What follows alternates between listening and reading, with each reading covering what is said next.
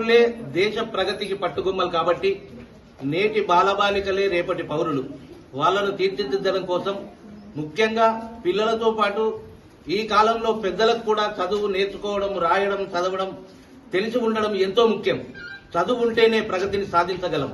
అందుకే చదువెందుకు అన్న సందేహాన్ని తీర్చడం కోసం ఇప్పుడు జ్యోత్స్న గలం ద్వారా మరొక చక్కని గీతాన్ని విందుకు. చదువెందుకురా, నలుగురిలో దీపమై వెలిగేందుకురా.